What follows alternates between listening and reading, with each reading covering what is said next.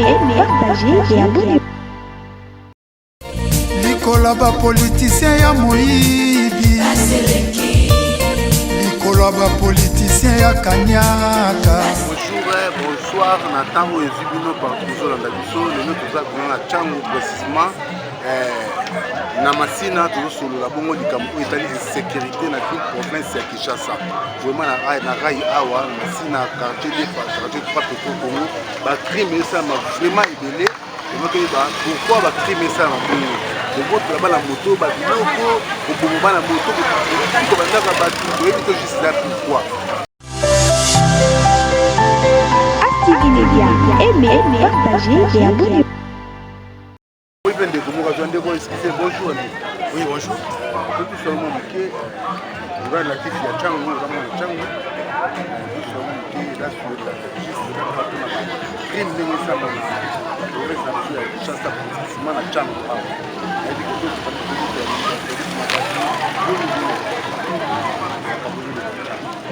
bon, merci monsieur pour la parole.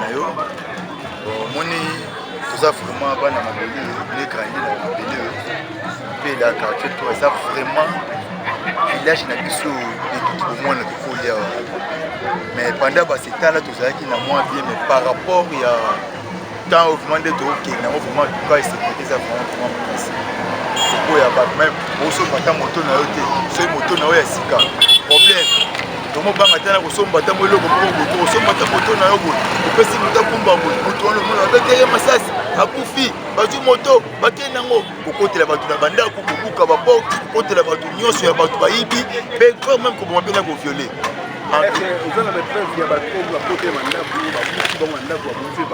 oh mais des preuves ezali même na ba il y a des gens qui des preuves parce que la photo ba bomi 3 personnes 4 personnes bon ba journaliste ba parce que ba image ezali so va c'est pour ça ba image pour pas ba côté là ba banda ko na ba ku kibino de ndako ba koti ba assassiner ba bomi ba violer ba sali ya mabe tout ça vraiment de sécurité makasi ce qui sont de maka terra on so banga même ko maka terra pour maka terra ndenge nini quartier na yo moko mais bato bazo utapeka misika de basaka bato bazana quartier mais le quoi to yidi bango te ile ko epesa biso pasi ya mabe ya on to sengi vraiment ba konti ya mboka so bazo yo ka vraiment kolela na biso ba peuple na bango baluka na busa biso moi sécurité makasi mwana mapela quartier 3 pour tous attendre bien na bana na ba famille na makamna surtout vraiment donc vraiment les sécurité.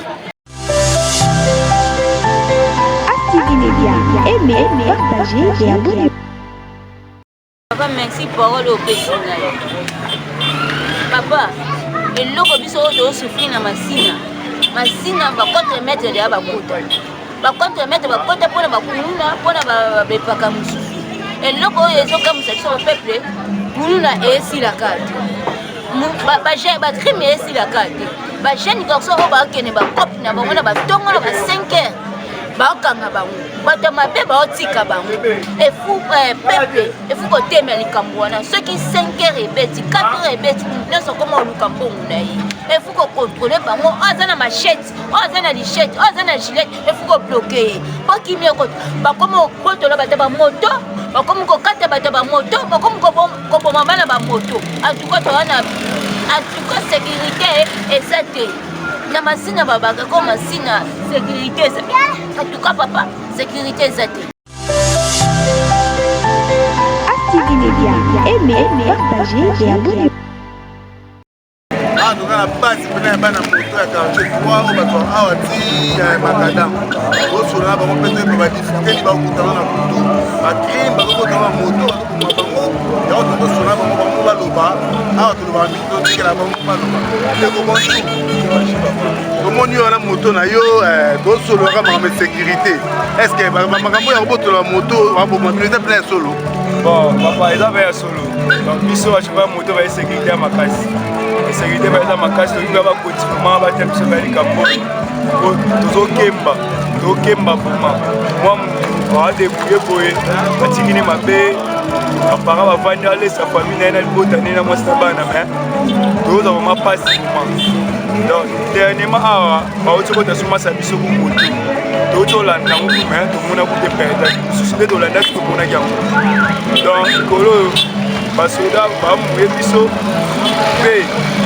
déjà nakoyeba ndenge nini kozanga bajeune tozala na bango na quartier bazalaka bayanke bakei koma basoda na sikolo kabi bakartier na bango ya bien bakomi basangani mona bayanka quartier mwana na bango bayebi basaloge bazonare tikanga kote boye donc vers 18h 19h mobile ezali même atani na obule menene aka 19h na kati donc toonga sécurité bana ndenge makasi donc moyen ya lukata mbongo ezali toyeba te totika biso te tokoma basoda tolonga biso na mboka oyo tokende wapi toyeba te donc pasi vraiment donc tomobundaka na ngola nzambe kaka.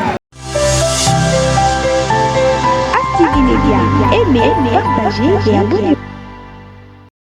Zoso la bondi comme sécurité o eza pena ko jouer rôle makasi na province ya ville ya Kinshasa. Lelo to yefuma a précisément na rai na masina poto ba ojisi la nini. Adoko to bala moto ba moto, la prime sala madoko to biloko pour ko to ndako pour batu. Moi to ba mingi ya to ba ra na chaîne na Active Media to tiki na pepe ya loba. Zozo ba na moto ba mo ba loba ojisi eza nini oyo. Yo sala mapo ba to ba moto eza nini oyo sala po ba tracasserie sala makasi na ville province ya Kinshasa précisément na Masina Rai ici que Bibiso na midi à l'élu à dimanche. Merci. Active Media, aimez, partagez et abonnez-vous. La difficulté là pendant ma casse il y a une sécurité surtout na biso ba motocycliste na ba air tardif ko banda kaka ba 18h 19h ça na ba place to ko ta souté pour la sécurité donc aux a même la besoin pour la tête va 21h 22h mais moi ça tire on est parce que sécurité ko ma casse pas mon moto si kaboy boto là côté na makati ça fini surtout ba quartier 3 le côté na makati kuna boto la moto et ba client si ko ba ka retard ba comme la difficulté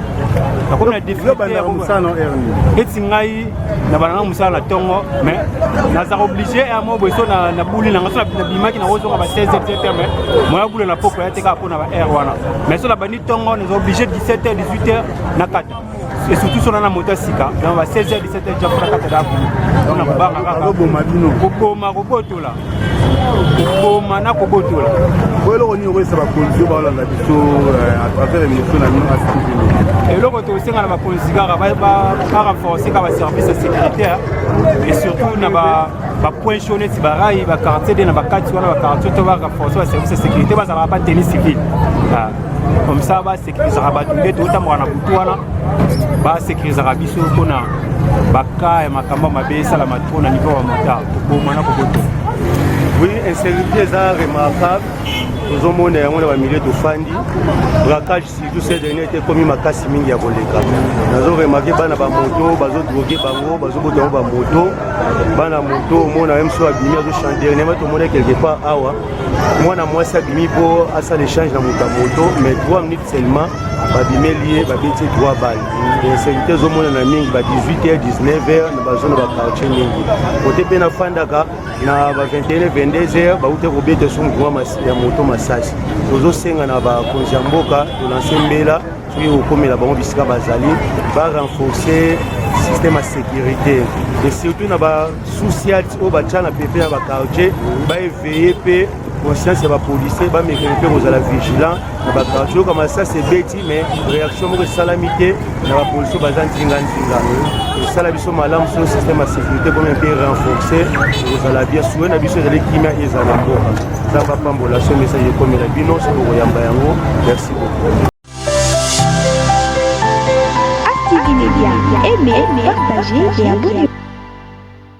Seulement bakri mezo salema epele makasi surtout na secteur oyo na banze que na se présenter comme Hassan mais profession na ngande na ebisibinote oui na za maître avocat oui nous avons eu pour rédiger plusieurs lettres pour adresser na ba autorité communale provinciale pour na makambo sécurité pour proposer bango tina ba piste de solution oui comme quoi ceux qui ont allé na sans été ya manga wana ndesika attaque bandaka makasi nous avons proposé que ba meka kocha ata sous cette sika wana ou bien ba organisaka ba patrouille régulier na sika nous donc tozo mona ba makambu donc tozo yebate auquel sein tokoki ko memela biso ba doléance toza nango du fait que biso moko tomeki.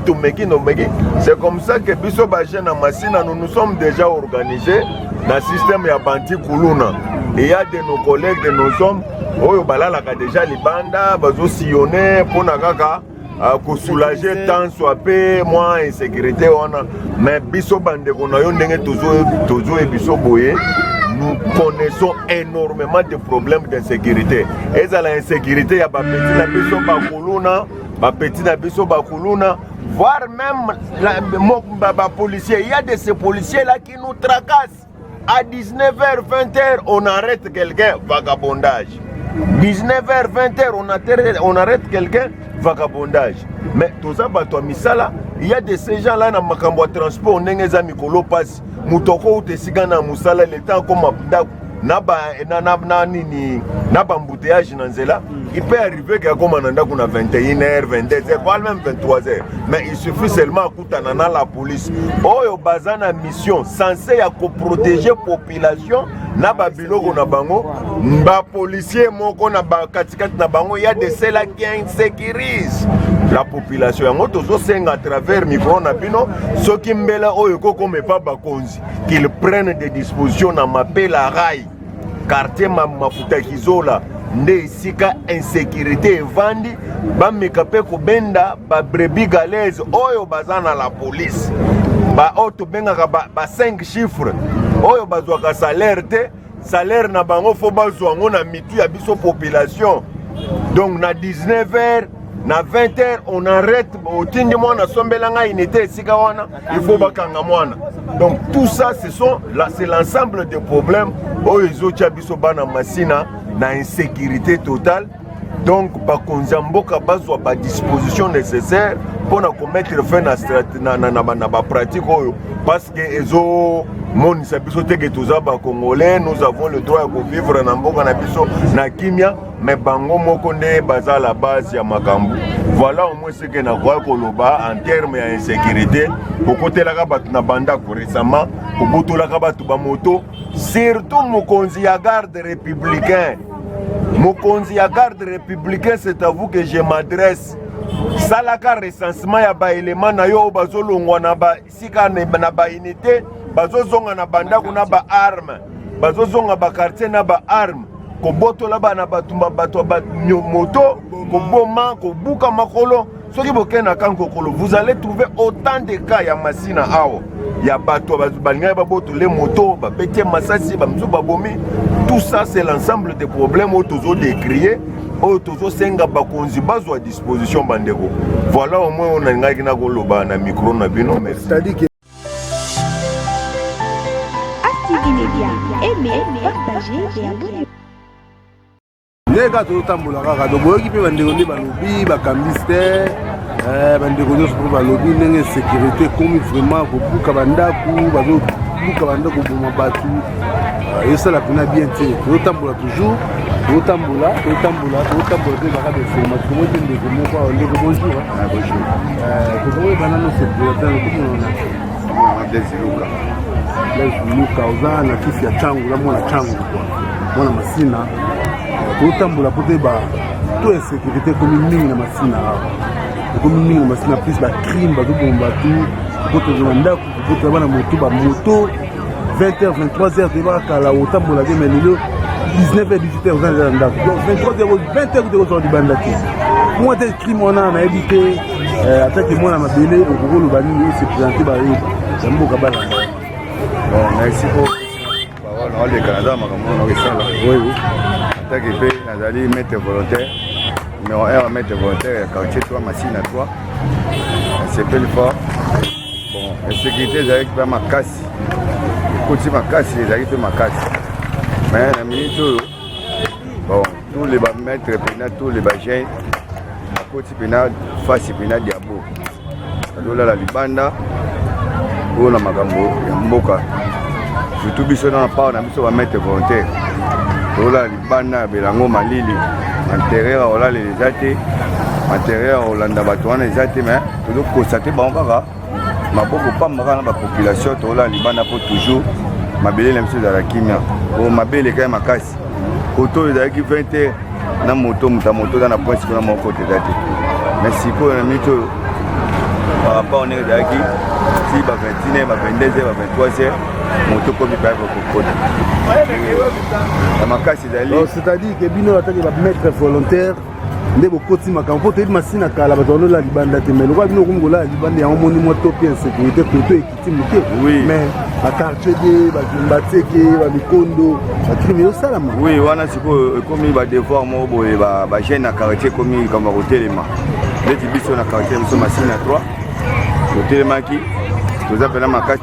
toza associe na polisi na biso bazotia biso mpe mwa prix na kolala libanda mpenda na miniti oyo baya biso masina 3 kimia mpena eza mpena mwa moke oyo oyebika bakisaka to basisaka nyonso te ekiti mpena to ngonga nyonso bato tu bata moto tu baza mpena nefo na biso bien bazobula ti bangonga ezanga mpo tozolala mpena libanda mpena ya tongosa mpena bagene mpena batie mpena molende ataki maître volontaire okoloba na bakonzi nini ataki maître volontaire oyo ozobunda mpe mpona to ya crime ekita na mabele bakonzi bakotya mio poa na eloko nini bon biso mpena part na biso bamaître volontaire ezosenga bakonzi basoutenir biso par rapport badocument na biso otambolaka yango tozalaka badroit ya bamatrake toza badroit ya bangondo toza badroit mpena ya kotambola banzete banini mais l'état azosoutenir biso te tozosalaka na volontaire na biso mpo toboyi mabele bata quartier bazoya te kotalaka biso bata misika bazoya te mpo insécurité ezali makasi sikoyo na miniti oyo mpena ngonga nyonso koya o matanga o nini ngonga to kozala wapi pa ya kaka masina 3 kimia mpena ezali mais insécurité na mboka eza négligence ne ya mboka parce que bakonzi fo basimba sécurité makasi ntango négligence ekota na sécurité seki bakonzi bazokipe mpo kote etali sécurité te oui parce que biso bamettre volontaire tozosala mosala ya makasi ya makasi ya makasi mpona kokangaka baincivisike wana badesevre wana oyo bazobebisa quartier oyo tovandi kombo basina tozomona insécurité parce que bayike oyo bake mosala oyo ya l'état ya soldat vraiment ke bazwa bango batinda bango na baintérieur bana Kinshasa batinda bango na baintérieur bango bazwi bango batiki bango kaka na Kinshasa soki mwana nga azalaka kolona asimbaka machete ntango lelo asimi manduki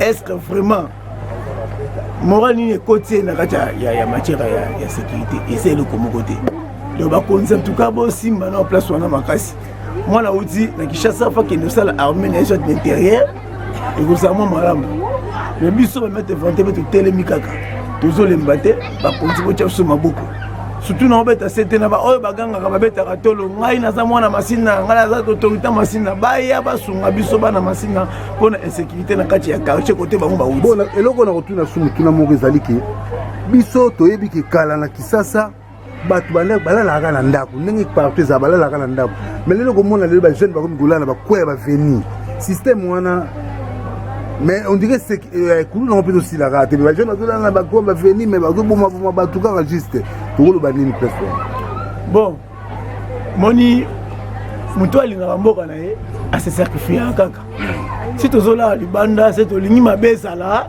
te na kati ya mboka na biso yango moni nazoyi soki bakonzi batya biso maboko balemba biso te toza bacongolais batya biso maboko en tout cas ekozala malamu elongo na bakonzi ekozala malamu likolo bapolitisien ya moyibi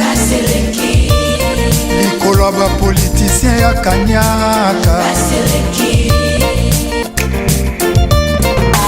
mikolo nyonso koyoka masakre na Beni Ituri minembwe kokende mikolo nyonso koyoka bayebi ba million na mboka banzela ezate dele sage maya microbe peuple azali kolela